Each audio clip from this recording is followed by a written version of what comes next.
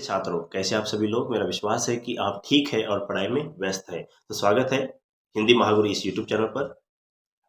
इसमें हम देख रहे थे कर्नाटका स्टेट बोर्ड के पीयूसी फर्स्ट ईयर के जो है मध्ययुगीन काव्य की पहली कविता जिसका नाम था कबीरदास के दोहे।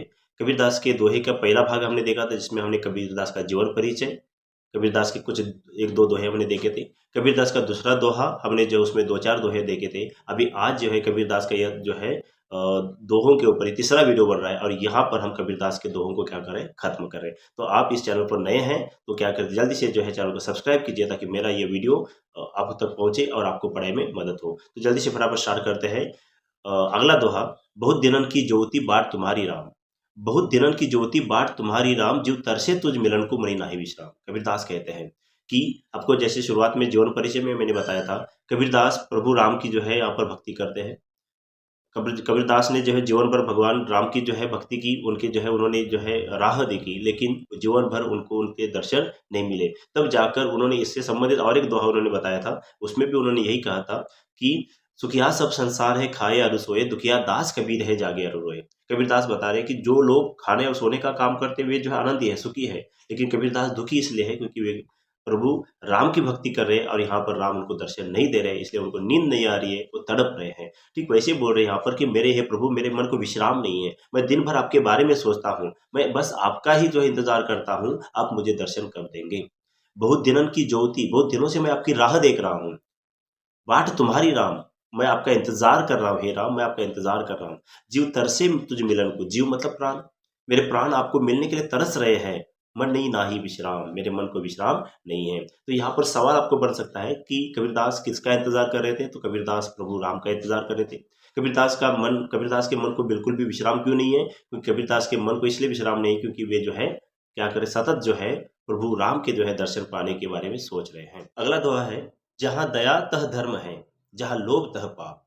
जहाँ दया तह धर्म है, जहाँ लोभ तह पाप, जहाँ क्रोध तह काल है, जहाँ क्रोध तह काल है, जहाँ क्षमा तह आप। कबीरदास कहते हैं कि जो इंसान किसके बारे में सोचता है? दया के जो है बारे में सोचता है। जो इंसान सामने पीड़ित व्यक्ति को देखकर उसके प्रति करुणा उसके मन में निर्माण होती है, वो उसके ऊपर दया करता है, उसकी मदद करने के लिए जाता है, तो समझो वह इंसान धर्म के रास्ते पर चल रहा है। तो समझो वो इंसान धर्म के रास्ते पर चला। तो कबीरदास के अनुसार कौन जो है धर्म के रास्ते पर चल रहा है? जो इंसान दया दिखाता है। कबीरदास के अनुसार जो है कौन-सा मतलब कबीरदास के अनुसार जहाँ दया है वहाँ पर क्या है? अगर ये बात आपको पूछी जाती है तो आपको बताना है वहाँ पर धर्म है। तो जहाँ दया तह धर्म है, जहाँ लोभ तह पाप। जहाँ लोभ है, लोभ मतलब फ़ायदा, जहाँ फ़ायदा है वहाँ पर पाप रहता है।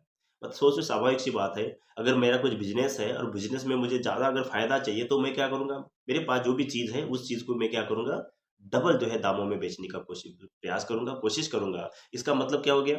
मैंने लाभ को प्राप्त करने के लिए, फ़ायदा जो है ज़्यादा प्राप्त करने के लिए मैंने क्या किया? पाप किया, गलत काम किया। तो कबीरदास बताते हैं, जहाँ इंसान फ़ायदे के बारे में सोचेगा, वह इंसान पाप करेगा। इसलिए ज़्यादा फ़ायदे के बारे में नहीं सोचना चाहिए। जहाँ दया तहाँ धर्म है, जहाँ लोभ तह पाप। तो आपको ये भी पूछा जा सकता है, जहाँ पर जो है लोभ है, वहाँ पर क्या है? पाप है। जहाँ क्रोध तह काल है, जहाँ क्रोध है, क्रोध मतलब गुस्सा। स्वाभाविक सी बात है, जो इंसान गुस्सा करता है, गुस्से में आकर किसी इंसान को मारता है, किसी का खून कर देता है, कुछ तो गलत-गलत काम कर देता है। तो क्या सामने वाले उस इंसान के ऊपर अगर वो गुस्सा कर रहा है, तो उसके बदले में वो गुस्सा नहीं करेगा? वो भी गुस्सा करेगा, जिसके कारण या तो सामने वाला मर जाएगा या फिर जो है हमें मरना पड़ेगा। मतलब एक है, अगर कोई इंसान गुस्सा करता है, तो वो जो है एक प्रकार से मृत्यु को बुलावा देता है। इसलिए इंसान को गुस्सा नहीं करना है। जो गुस्से के ऊपर जो है संयम रखना चाहिए। गुस्से के ऊपर संयम रखना चाहिए, शांति से हर एक मुसीबत को हल करने का प्रयास करना चाहिए। गुस्सा आपको जो है ऐसा गलत काम करने से जो है आपको विवश कर देगा, जिसके कारण आपको उसके गंभीर परिणाम भुगतने पड़ सकते हैं। बाद में प्रायश्चित करके कुछ फ़ायदा नहीं है। इसलिए जहाँ क्रोध है वहाँ पर काल है। आपको पूछा जा सकता है, जहाँ पर क्रोध है वहाँ पर क्या है? काल है। काल की जगह आप मृत्यु भी लिख सकते हैं, तो भी चलेगा। जहाँ क्रोध है वहाँ काल है, जहाँ क्षमातः आप और जहाँ क्षमा है।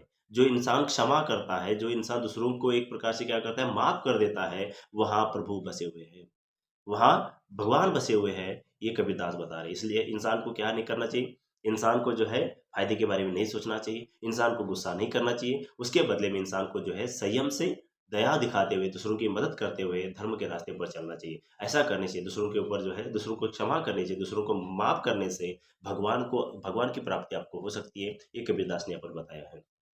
उसके बाद बहुत सारे लोग जो है क्या करते हैं, किसी भी काम की शुरुआत जो है करने से पहले 10 बार सोचते हैं। अच्छी बात है, लेकिन इतना भी ज़्यादा सोचना नहीं चाहिए कि जो है शुरुआत होना ही बंद हो जाए। अगर आपके मन में किसी अच्छे काम को करने के लिए जो है अगर विचार आते हैं तो उस जो है काम को तुरंत ही कर देना चाहिए। मतलब इंसान को जीवन में समय का जो है महत्व रखना चाहिए। कबीरदास ने यहाँ पर बताया है। तो कबीरदास कहते हैं, "काल करे सो आज कर, आज करे सो अब। काल करे सो आज करे सो अब, पल में प्रलय होएगा, बहुरी करेगा कब।" किसी इंसान को अगर कोई काम करना है, जैसे कि जो है कल का काम आज ही करना है, आज का काम अभी करना है, उस काम को जो है आपको ज़्यादा समय नहीं देना है सोचने के लिए। क्योंकि अगर जब आपका दिमाग, आपका मन जो उस काम को लेकर ज़्यादा सोचेगा, तो उसके मन में आपके मन में जो है बहुत सारे ऐसे विचार आएँगे जो आपको उस काम करने को रोक सकते हैं। इसलिए कबीरदास कहते हैं कि कल का काम आज करो और आज का काम अभी करो, क्योंकि एक पल में जो है भारी संकट आ सकता है। एक पल में जो है जान जा सकती है, दोबारा करने का मौका नहीं मिलेगा। बाद में जो है प्रायश्चित करके अरे मैंने उसी वक़्त किया होता तो अच्छा होता, पछता कर कुछ फ़ायदा नहीं है। इसलिए समय का महत्व रखते हुए कोई जो है समय आपके लिए नहीं रुकेगा। एक बार किस्मत ने आपको मौका दिया है तो उस मौके को जो आपको जो है सफलता में किस प्रकार से बदलना है, ये समय के ऊपर निर्भर करता है। इसलिए ज़्यादा सोचो मत, जल्दी फटाफट जो है क्या करो, सब्सक्राइब करो कर चैनल को, और क्या करो, लाइक करो, कमेंट में डालो कि मेरा वीडियो आपको कैसे लग रहा है, अपने फ्रेंड तक शेयर करो, क्योंकि बाद में जो है समय नहीं रहेगा, समय बीतता चला जा रहा है। क्योंकि मैंने जो है यूट्यूब चैनल जो है लेट स्टार्ट किया है, अभी बहुत सारे जो है स्टूडेंट की एग्ज़ाम जो है जनवरी-फरवरी में जो है आ रही है, मार्च में आ रही है, तब तक जो है मुझे 11th-12th उसके बाद 9th-10th के पूरे वीडियो करने हैं। इसलिए मैं भी जो है बहुत ज़ोरों से इस काम में लगा हुआ हूँ। हर डेली जो है 1-2 वीडियो भी आपको मिल सकते हैं, ताकि किसी भी स्टूडेंट का जो है नुकसान ना हो। कबीरदास का अगला दोहा है, दुख में सुमिरन सब करे, सुख में करे न कोय। दुख में सुमिरन सब करे, सुख में करे न कोय। जो सुख में सुमिरन करे तो दुःख काहे होय। कबीरदास कहते हैं, जो इंसान ज़्यादातर हम क्या करते हैं, भगवान को स्मरण, सुमिरन मतलब स्मरण करना मतलब याद करना। भगवान को ज़्यादातर हम याद कब करते हैं? जब हम संकट में रहते हैं। जब हमें दुःख होता है तब उस दुःख से जो है बाहर निकलने के लिए, उस संकट से जो है बाहर निकलने के लिए हम भगवान को याद करते हैं। तो कबीरदास यहाँ पर बता रहे हैं कि जब दुःख आपकी ज़िंदगी में आता है तब जाकर आप भगवान को याद करते हो, और जब आपकी ज़िंदगी में आनंद रहता है, सुख रहता है, तब आप भगवान को भूल जाते हो। ऐसा करने से आपको भगवान की प्राप्ति नहीं हो सकती। तो अगर आपको दुःख ज़िंदगी में होना ही नहीं है, आपको बार-बार आपको जो है बस सुख ही मिलना है, तो उसके लिए आपको क्या करना है कि दोनों स्थितियों में, मतलब सुख और दुःख दोनों स्थितियों में आपको भगवान को याद करना है। तो दुःख में सुमिरन सब करे, सुख में करे न कोय। जो सुख में सुमिरन करे तो दुःख काहे को होय। जो सुख में भी भगवान को याद करता है, तब जाकर जो है उसको दुःख कभी भी नहीं होगा। तो अगर आप ज़िंदगी में दुःख नहीं चाहते हैं, तो वो बता रहे हैं कि निस्वार्थ भाव से भगवान की भक्ति करो, निस्वार्थ भाव के भ भ भाव से जो है भगवान का स्मरण करो, आपको ज़िंदगी में कभी भी दुःख का सामना नहीं करना पड़ सकता है। अगला दोहा जो है, जाति न पूछो साधु की पूछ लीजिए ज्ञान। जाति न पूछो साधु की पूछ लीजिए ज्ञान, मोल करो तलवार का पड़ा रहने दो बयान। देखो कबीरदास बता रहे हैं, एक साधु की, साधु मतलब सन्यासी, ज्ञानी, विद्वान, जो सिर्फ़ जिसके पास जो सिर्फ़ ज्ञान होता है, वो ज्ञान के अलावा अपने पास कुछ नहीं रखता है। आपने देखा होगा फटी हुई धोती, कुछ तो पहना हुआ है, ऐसा जो है होता है साधु।